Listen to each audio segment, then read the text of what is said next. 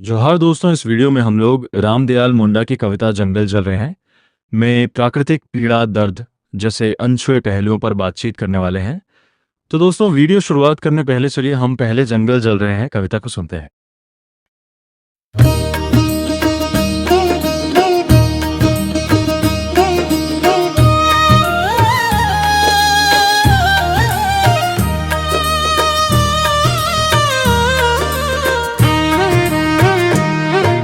जंगल जल रहे हैं, जंगल जल रहे हैं, पहाड़ जल रहे हैं। बनाए रखो प्रिय चूहा शीशम का घर, बनाए रखो प्रिय, बनाए रखो। नदियाँ सूख रही है, स्रोत सूख रहे हैं।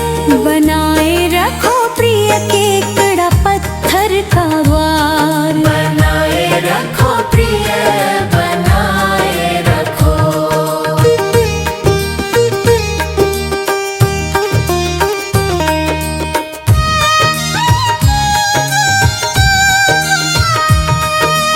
लोग तुम्हें पकड़ लेंगे, लोग तुम्हें दबोच लेंगे। बनाए रखो प्रिय चूहा शीशम का घर, बनाए रखो प्रिय चूहा शीशम का घर। बनाए रखो प्रिय, बनाए रखो। लोग तुम्हें पका खाएंगे, लोग तुम्हें भून चबाएंगे। बनाए रखो प्रिय केकड़ा पत्थर का द्वार, बनाए रखो प्रिय चूहा शीशम का घर। बनाए रखो प्रिय, बनाए रखो, बनाए रखो प्रिय, बनाए रखो। तो दोस्तों, कविता सुनने के बाद हम कविता के मुख्य संदर्भों पर बात करते हैं। रामदयाल मुंडा की कविता जंगल जल रहे हैं आदिवासी जीवन दृष्टि और प्रकृति के गहरे संबंध को अत्यंत मार्मिक रूप में सामने लाती है। यह कविता केवल जंगलों के जलने का वर्णन नहीं करती, बल्कि उस पीड़ा को व्यक्त करती है जो प्रकृति के विनाश के साथ मनुष्य और समूचे जीव जगत को झेलनी पड़ती है। कवि यहाँ जंगल, पहाड़, नदियों और जीवों को एक जीवंत इकाई के रूप में प्रस्तुत करते हैं, जिनका अस्तित्व मनुष्य अलग नहीं है। आदिवासी संस्कृति में प्रकृति को माँ के समान माना जाता है, इसलिए उसका नाश एक गहरी संवेदनात्मक त्रासदी बन जाता है। कविता में बार बार दोहराया गया बनाए रखो का वाक्य व्यंग्य के रूप में आता है, जो मनुष्य की स्वार्थी मानसिकता और दिखावटी विकास को उजागर करता है।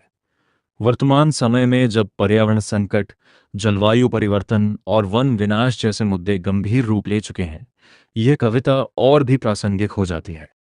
कविता जंगल जल रहे हैं में कवि प्राकृतिक विनाश की भयावह स्थिति का चित्रण करते हैं। शुरुआत में ही जंगल जल रहे हैं, पहाड़ जल रहे हैं, पंक्तियां यह संकेत देती हैं कि प्रकृति के मूल आधार ही नष्ट हो रहे हैं। इसके बावजूद मनुष्य अपनी छोटी छोटी सुविधाओं और स्वार्थों में उलझा हुआ है, जिसे कवि बनाए रखो प्रिय चूहा शीशम का घर जैसे व्यंग्यात्मक वाक्यों के माध्यम से दर्शाते हैं। यहाँ चूहा और केकड़ा जैसे प्रतीक आम जीवों का प्रतिनिधित्व करते हैं, जो अपने छोटे से संसार को बचाने में लगे हैं, जबकि उनका पूरा पर्यावरण ही खतरे में है। आगे कवि कहते हैं कि नदियां सूख रही हैं, स्रोत सूख रहे हैं, जो जल संकट की ओर इशारा करता है। आज के समय में यह स्थिति वास्तविकता बन चुकी है।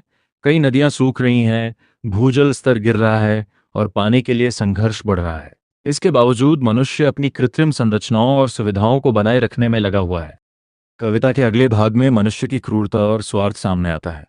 लोग तुम्हें पकड़ लेंगे, लोग तुम्हें दबोच लेंगे। ये पंक्तियां दिखाती हैं कि जब संसाधन कम हो जाते हैं तो मनुष्य एक दूसरे और अन्य जीवों पर अत्याचार करने लगता है। लोग तुम्हें पका खाएंगे जैसी पंक्तियां इस शोषण और हिंसा को और स्पष्ट करती हैं। कवि यहाँ ये बताना चाहते हैं कि प्रकृति का विनाश अंततः सभी जीवों के लिए संकट बनता है।